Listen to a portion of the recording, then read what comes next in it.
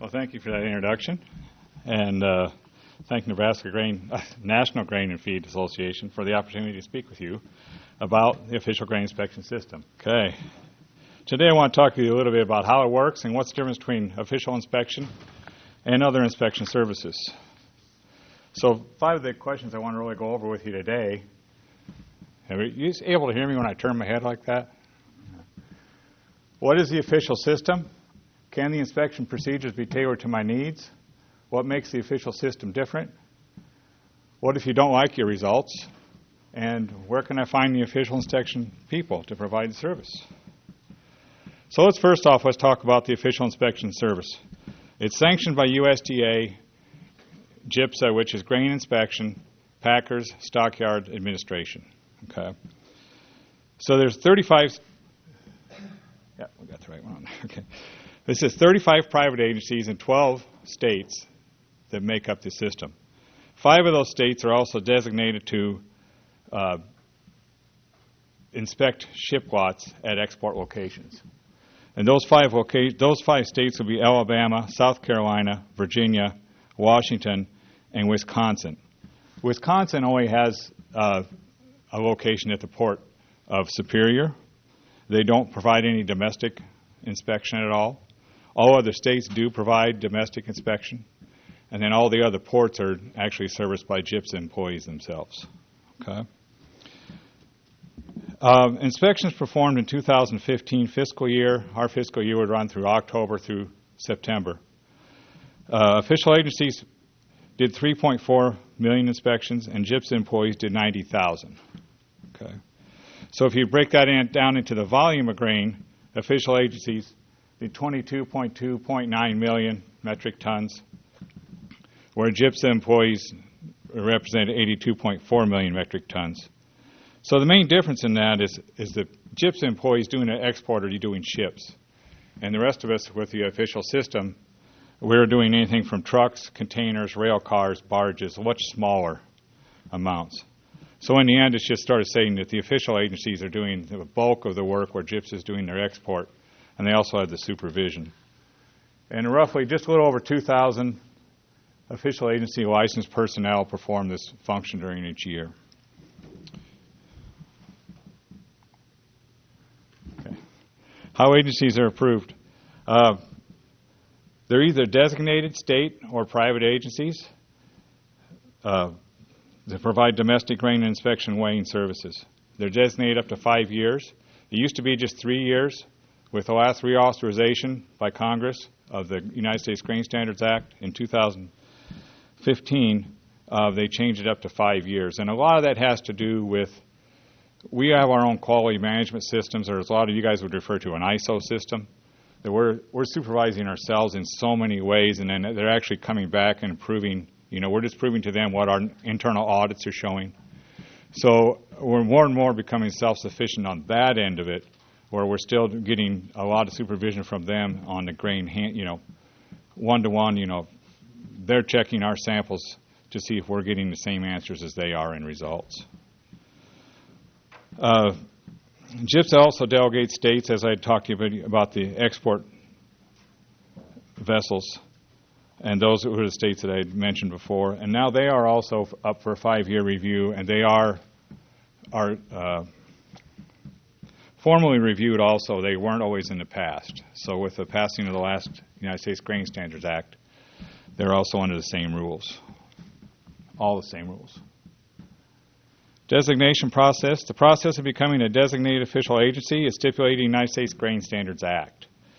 Applicants must provide proof of the ability to provide service in these areas. An inspection agency applies to GIPSA for a specific geographical area announced in the Federal Register. Obviously, I own Fremont Grain Inspection. What used to be every 3 years it would come up for designation, I would reapply for my designation. Any interested party could also apply for that area. Now it'll be every 5 years from now on.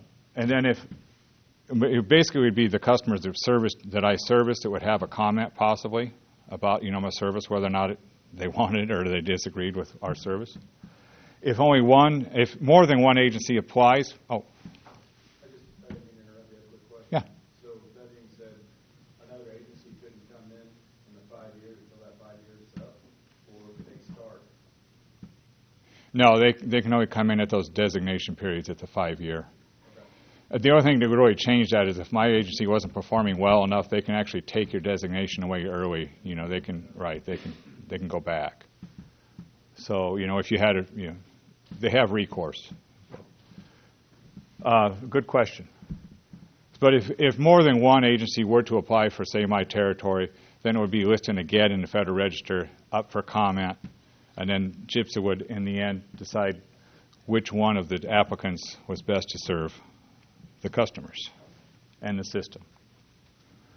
Okay, as you can see by this list, a private agency or state has a lot of regulations and requirements to comply with to become designated. The requirements are designed to ensure inspection integrity, accuracy, and consistency. And there's several other requirements, too, that were within the GIPSA regulations, but these are the major ones. And instead of breaking down each, you know, instead of going through each one here, I'll show you here that some of the regulations are based on the integrity requirements. Official agencies can only provide services in their designated area, and that's to prevent grade shopping. The other thing is there's limited exceptions, so I'll go into that in a minute on the limited exceptions. All employees must be free of conflicts of interest. Individual family members cannot be involved in grain handling, marketing, and transportation. So if the manager of Cargill is my dad and we live in the same house, I have a conflict of interest. Okay. Fees must be reasonable and uniform. GIPSA does approve all of our fees, and they post them on the website. And I'll give you that website later. And agencies are also allowed to offer volume discounts to people. Okay. And then we also have to, if we offer a volume discount, it has to be for everybody. So if elevator number A over here loads 3,000 rail cars a year and we give them a discount after 3,000, then elevator B, if they load 3,000 rail cars that year, I also have to give them the same discount. Okay. Employees must be rotated among facilities, and that is basically to prevent undesirable relationships from developing. And records must be kept of all activities for GIPSA to review. From the time we show up to sample a car or a truck or whatever, we fill out a pan ticket. That's going to have the identification of the trailer, the car, whatever the container is on it, and we're also going to compile all our information. The technician is going to put his test weight and his moisture on it. The inspector is going to put down his damage and his FM and any odor or anything he would find on it. Eventually, that's all going to be compiled on this ticket, and it's going to show up at the front office, and they're going to compile information together and give an official certificate. So we have to have that record is all the way through. Plus, everything we do, we're always continually supervising our own people and keeping logs on it. When we run proteins in the morning, we have to actually run 12 proteins. And then we enter it into a system that the government has, and they can see that, if I ran 10 proteins today, did I run my protein check before I did? Yes, they can see whether or not I did. So we're constantly doing those kinds of things. I would say that most official agencies probably have one full-time person that is just meeting the needs of what GIPSA is asking us to do to be compliant with their regulations. The other one is accuracy and consistency, some of the requirements. Standardized equipment and personnel aligned to GIPSA, central office, central lab. First off, like some of the equipment we use, we can only use 2 certain kinds of moisture meters. That's new. We used to always just have one. We can only use 1 protein machine at this point. We can only use 1 dockage tester at this point. We have certain scales we can use. They have to be NTEP approved, and they also need to be on the approved list. So they really regulate what equipment we're going to use. Personnel that are aligned to GIPSA. One thing is every official agency has what's called a Quality Assurance Specialist, QAS. And he's the main person who's aligned directly to the Board of Appeal and Review in Kansas City. You go down there for classes with them. You relate back and forth with them with information, weekly probably. So if during the course of a day where we have a supervision sample that goes into Kansas City, in our case, to get supervised, and they find something out of line with what we would have had, say we would have had 4% damage on the sample, and they came up with 7. They would send that information back to our QAS. That QAS would work with the inspector that had the issue with that sample, and then that inspector, again, relates back to the Board of Appeal and Review. So we basically have a board member working for each agency within the official system. So we're linked together pretty close. All inspection and technicians are trained and tested before being licensed by GIPSA. An inspector takes 3 to 6 months to get a corn license. So if you think about that, like when a lot of people are trained at a truck, we do grain grading classes. And a lot of times I come up to somebody new that's talking to me about their grain, and I say, what are you doing? They say, I'm grading, their inbound trucks. I say, how long have you been doing it? She's 2 weeks, We don't let an inspector loose on your rail cars or on your submits or anything like that for 3 to 6 months. They're going to have hands-on training. I just printed off the manual for a guy who's going to learn corn. It's around 30-some pages of government talk about, the standards of it. They need to understand it back and forth, because when they're out there doing inspections on something that's going to go to export or even domestically move, and you're going to ship that train out, they need to have, their ducks in a line. So, what else? Mind if I ask a question? No.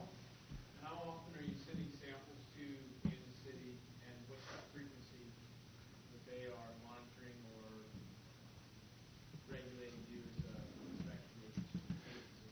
Yeah, everything we do today, everything we graded today will be up for supervision overnight. So tomorrow morning you'll come in, and they will, so we get supervision every day. But how many of those samples are supervised? What percentage? Yeah. It can be anywhere from, 2 to 5%? And it can depend on your performance. If you're having trouble in the area, you're going to get a little bit more supervision on you. It has, and it can get to be way more than 5% if they just discover that you're having a damage issue, where you're not finding enough or you're finding way too much, one way or the other. They get digging into it. They can actually pull the whole day from you. So Are those records public? I don't believe they are, no.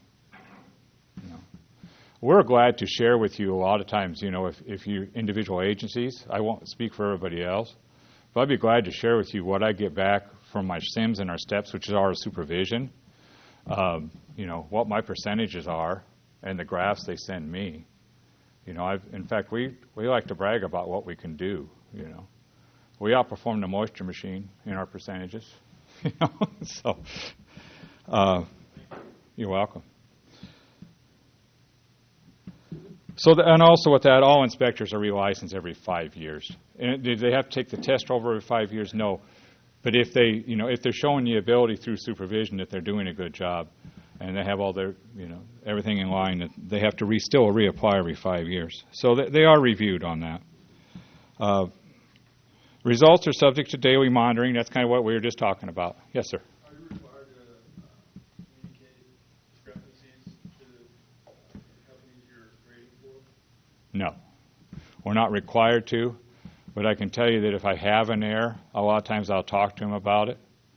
And those kind of things, I'll just use an example, would be we do a train and we send some supervision in, and they come back and they put odors on a couple of them. If I have the sample, I will share it with the elevator to show them what I'm up against. And a lot of times what we run into with odors is, I always talk to people about odors a little bit, that odors are a little bit like perfume. I mean, some people put the perfume on, they think they smell great, and then they walk in the room and, man, you can't stand it. And it's the same way on odor. I mean, some people can smell musty on anything, and some people can, they can't get musty. So odor's an opinion thing so much that it's really one of the harder things to peg down. And the other thing we run into with odor a little bit is when we're in an environment where we're grading a 100-car train, either at a location that doesn't have the smell of this building inside like this does, okay? Or, we're doing it in our lab, and it gets in the air or whatever. You become a little bit immune to those odors, I always tell people there's people come into our town where we have a Hormel processing plant there for ham and Spam. And I will walk into work and not think a thing about it. And then we'll get somebody to come in to take a tour, and somebody will say, what is that smell out there? And there's been a time or two where I've had to step outside and smell, and I'll say, oh, that's Hormel. I'm used to it, And that's what happens a little bit when I'm talking to elevators about, with their grain. We're at that time of year right now where you're smelling these samples, out at the elevator, but you're standing in the middle of the smell, so you become desensitized to it. And then you walk in and you give me a submit, and I smell it, and I pull my nose back, and I go, well, it's sour. And you act like, well, we didn't think it was sour. I did have one guy one day, he was sour, because he'd been standing in the middle of it all day long. So, and we just communicate with each other about that. He's retired, so we're all right. Yes?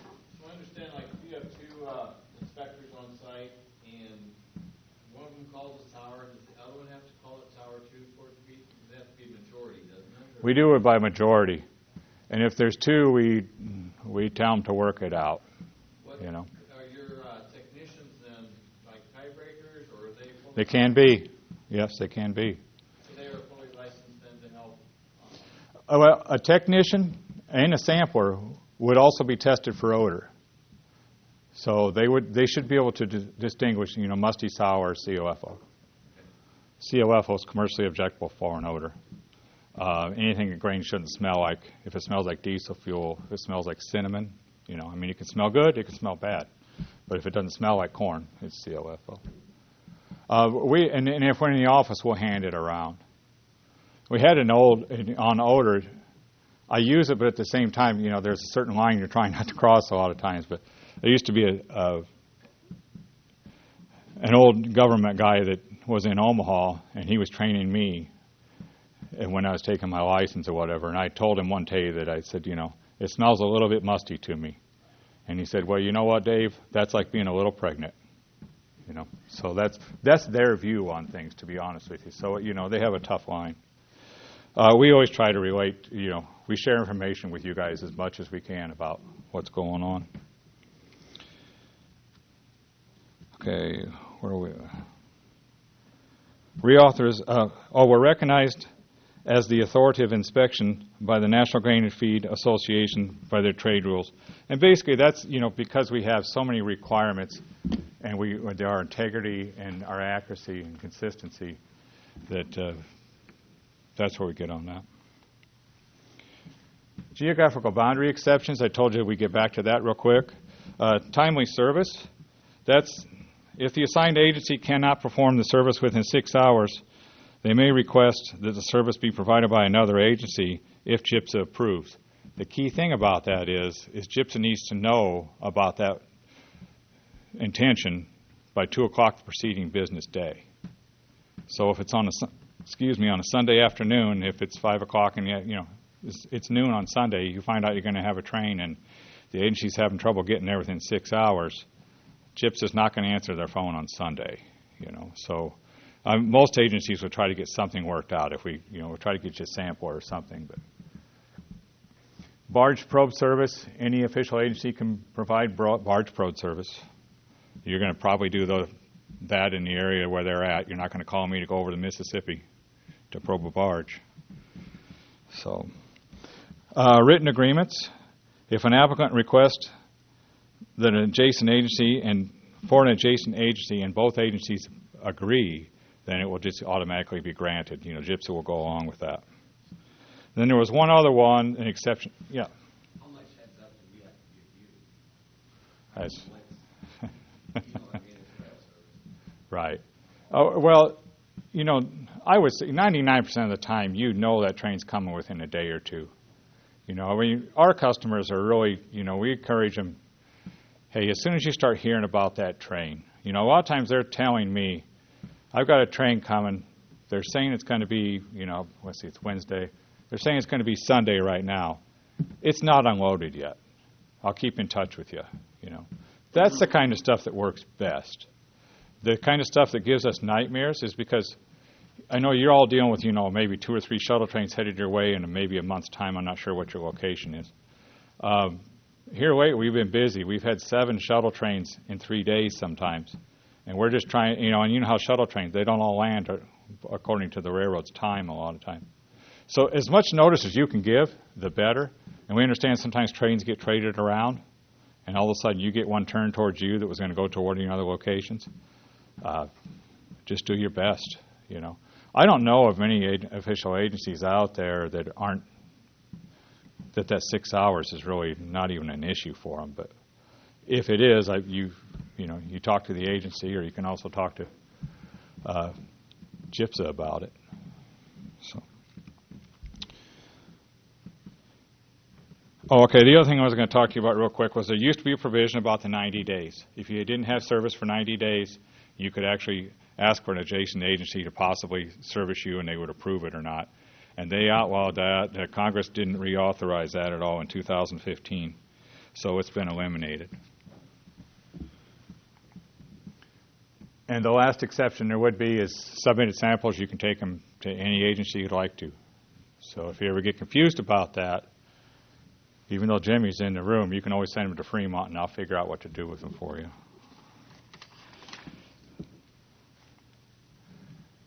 Flexibility to meet your needs.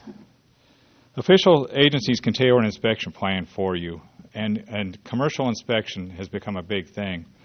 We can do inbound grain for you or intercompany movements and actually do it a little bit outside of the guideline of the official guidelines. So we can modify a sampling or inspection plan. Modifying the sampling plan, we could possibly use your truck probe, and we could probe it just once in each hopper, as long as we're documenting that that's what we're doing. So if they come out to supervise us, we have a plan between you and me. Inspection procedures, a lot of times you can use the moisture meter test weight. We can't use it officially, but on an inbound movement or something like that, we can use the test weight off of that machine. Sometimes there's some states that have an issue with 54 pounds or less, then we'd probably have to go back to a 1 dry quart or something. But those kind of things cut down time because you get a moisture and a test weight all at once. Or currently, with the official system, we do the moisture, and we also have to do a test weight with a 1 dry quart, the old funnel. Okay.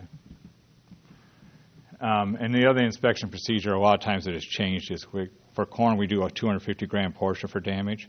We can cut that down to 100 or 125. We just have to have it down in writing so that when they come out to supervise us and we're not doing something according to the book, that there's an agreement that openly you and I have signed. And in fact, we send that in to get approval on too.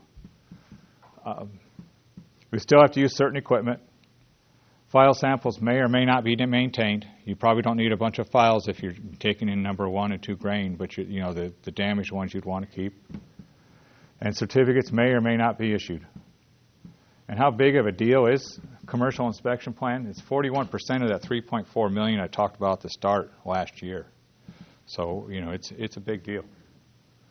It can benefit you on, in the end, your quality and your profit will pay for on the outbound. And the same thing with fees. Anytime we offer somebody any other customer, we have to offer the same thing. The only thing I would tell you on inspection, when we devise commercial inspection plans for a given elevator, we don't just turn around and open the book and say it to somebody else. We're doing this for AYZ elevator. We can do it for you. We develop a plan tailored to you. That's what it's tailored to. So it's hard to match the prices for each place. So we don't share, how you're doing on your end with your competition either. How is the official system different? No other inspection service provides the level of controls in place to ensure the accuracy, integrity, and consistency achieved by the official system. So the official inspection agencies and GIPSA are the only ones that can provide service under the United States Grain Standards Act, which also means we're the only ones that can provide you with an official certificate. And that official certificate should always have the seal in the middle of it. It'll say FGIS across the top and USDA around the bottom. It's kind of ghosted in on a certificate. And warehouse inspections do not provide the quality or integrity of the United States Grain Standards Act inspections. We'll get into that in a little bit here. Unofficial services, they don't provide the system, they don't have the system in place to meet the integrity, standardization, and supervision under the United States Grain Standards Act that the official agencies comply with every day. So if you think about it, we know there's other official systems, other inspection systems out there that are services that are providing service. They aren't supervised by a disinterested third party like we are. And if anybody who's related to any of this, you deal with OSHA or whatever, if you have the government supervising you, it's a whole different bag of worms than just somebody who's, so it's serious stuff. So this is comparing what, people get the warehouse license, Warehouse Act confused with USGA. The other inspection service, most commonly referred to in the grain industry, also sanctioned by USDA under the United States Warehouse Act, is what the warehouse is. Many of you hold a warehouse license. You know what you went through I talked to you about, 3 to 6 months to get a corn license. You know what you went through to get your license with the Warehouse Act. There's a difference. While both acts are administered by the USDA, the purposes and requirements are vastly different.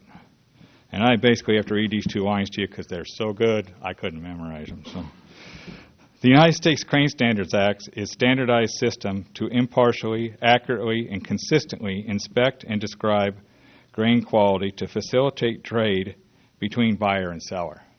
So that's what we do every day. And the Warehouse Act is designed to protect the interest of people placing commodities in public warehouse from loss due to shortages and deterioration. So there's a vast difference in what we're doing. So that kind of covers the top line. The second one down, we're talking about certificates. The certificates we issue, they're permissible in court and in international trade. And the ones with the Warehouse Act, those are basically used for collateral to say that you have that. We have extensive monitoring of inspectors and equipment. No monitoring of equipment or inspectors with the warehouse. Mandatory use of specific equipment and procedures approved by GIPSA, and they just recommend that you use the equipment and procedures. Our inspectors, we've already talked about this, I guess, but we have to renew our license every 6 years, and a warehouse license is intact for as long as it's good, valid.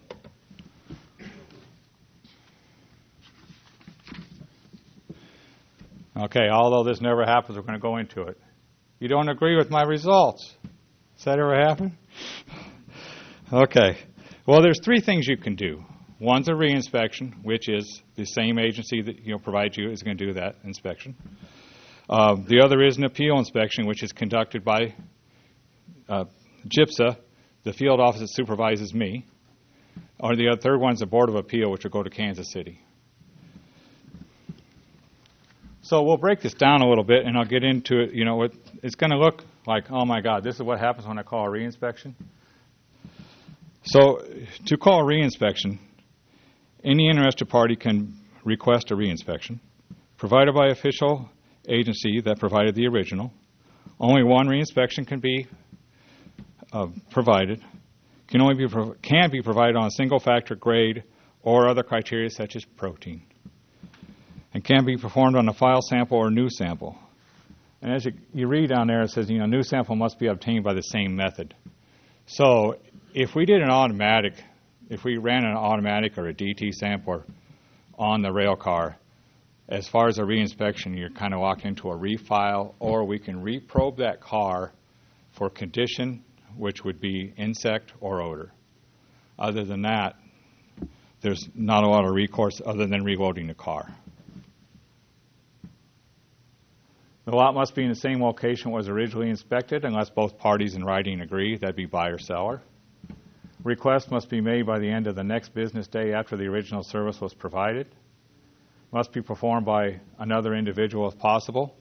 If we're at an on-site lab and we only have one inspector there, he's going to be the one who does your reinspection unless you want to wait till he gets back with the samples and do it that way. Otherwise, if we're doing it in our office, we do try to find we use a different inspector to give you those results. Certificates must show what was re-inspected and if the original certificate was superseded. And I get this last question a lot, so can I use the original inspection certificate if it was better? No, you can't, not by law. Appeal inspections, that would be the second thing. That would be if you send an inspection to GIPSA, okay? You do not need a re-inspection. You can go directly to an appeal inspection. You don't have to do it through me. So I can do the original, and then you can just call them for an appeal inspection. I'm going to try to skip through this. I'm getting the sign here. I need to move along here. Only one applicant can be provided at a time. Let's see. We can still do it on single factor. Can be performed on a file sample or a new sample. Keep in mind, if they're going to come out and do a new sample, the charges for that, for a government employee to come out and get the sample and go back, it's going to be quite expensive, plus your time down. Okay. And it follows the same thing. Lot must be in the same original location. Request must be made by the end of the second business day, and that would be based on whether it was an original or a re-inspection, whichever was done last. Must be performed by another person when possible. Certificate must show that it supersedes, that it's an appeal and that it supersedes the last re-inspection or original. I'm kind of speeding up, but I'm going to go back and summarize this here in a minute. A board appeal would be the last thing, okay, that you want to do. In a board appeal, you have to have an appeal inspection prior to a board appeal. A board appeal is going to be based off only the file sample. They will not come out and resample for you. And that pretty well covers. I mean, there's a difference between them. That's pretty much covered, right, Jimmy? But here's just it looks like, wow, there's a lot of stuff to do to call a reinspection or a board appeal. What would I even want to mess with that for? Well, what really happens is this, is the elevator, you're loading the train. You get 10 grades back from me, either we picked up 10 samples during your train or we're loading it on site. You get those results back, you're not happy with something. I have a damage that exceeded your amount. I have a 6% damage, you can only have 5. You call a reinspection on it, we actually get the file, hand it to, cut it down, give it to another inspector, he inspects it, and we send that result back to you. There's a reinspection. We met all of those needs because, most of the time that reinspection is going to be done within an hour or less of the original inspection. So then if you're not happy with that, then you could call a board appeal, or you could call an appeal inspection or a board appeal. Most of the time the appeal inspection and board appeal are not based off of Dave had one sample and I thought he was wrong on. That will come down to more, we did a 100-car train for you. We made 45 of them sour. You're not happy. So you're gonna ask for a board appeal on, you might have had a reinspection on some of those odors and we didn't change them, and you're going to call a board appeal. Then they're going to get it down in Kansas City and they're going to they're going to do it off of that. That's why you're going to call a board appeal. You're not going to, most likely not just off of one sample. It's usually an extreme thing. A board appeal is about $91 or either one.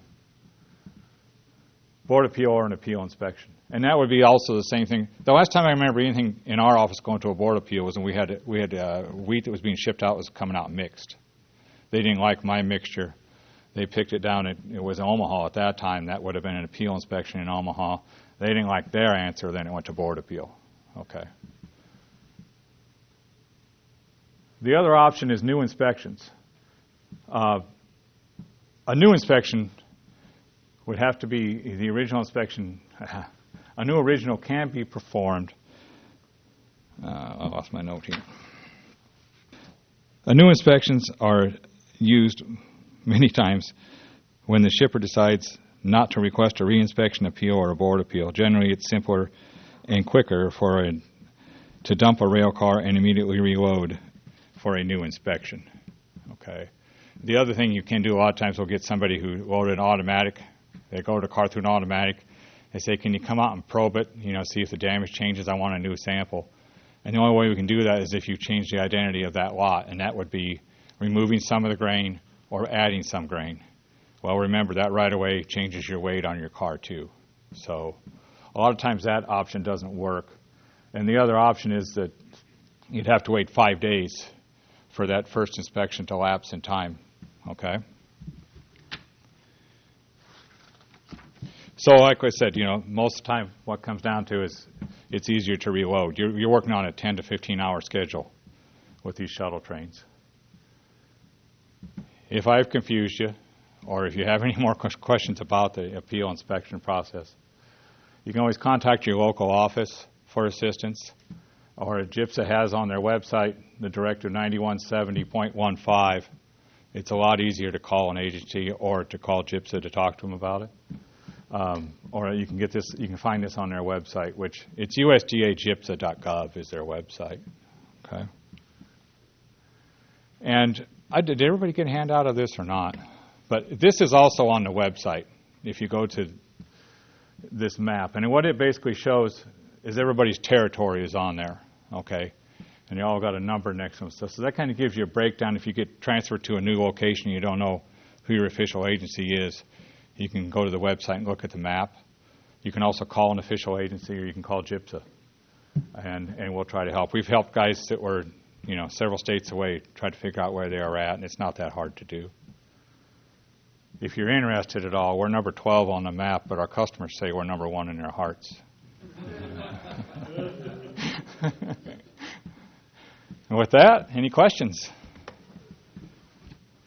Well, thank you.